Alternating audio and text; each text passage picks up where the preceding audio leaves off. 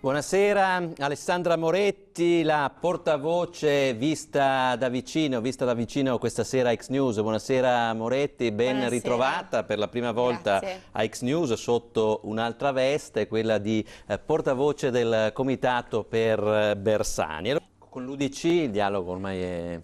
No, con l'UDC ci sono delle posizioni che sono poi incompatibili, però... Sono delle posizioni distanti, però guardi, io sono convinta, per il lavoro che ha fatto in questi mesi il segretario, sono convinta che una volta vinta la partita delle politiche come coalizione di centrosinistra, questa coalizione guidata da Pierluigi Bersani saprà volgere lo sguardo a Casini, quindi alle forze moderate e responsabili di questo paese, e su un patto di governo e di legislatura fissare i punti necessari, le riforme strutturali necessarie. Come la garantiremo questo tipo di alleanza? Beh, con un criterio di maggioranza che è scritto tra l'altro nella carta di intenti, cioè di fronte a dei momenti di indecisione i gruppi voteranno a maggioranza e la maggioranza deciderà. Questa è una grande novità, prima non c'era scritto da nessuna parte. Per evitare quello che è successo con Prodi e quel governo. Certo.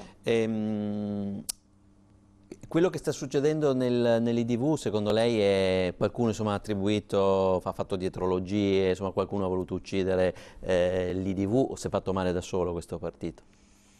Cosa vuole? Sono episodi molto gravi, molto pesanti, che tra l'altro... Però la posizione di Pietro poi insomma si è chiarita, non è che aveva preso 56 case. Però... Ma sa, quello che noi contestiamo a Di Pietro è questo scadere nel populismo e nella demagogia, cioè i nostri nemici in questo momento sono demagogia, populismi e destre.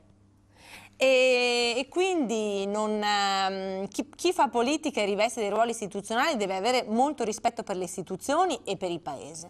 E questo tipo di atteggiamento di responsabilità e di correttezza Di Pietro non l'ha avuto in questi anni, nei confronti del Capo dello Stato in particolare.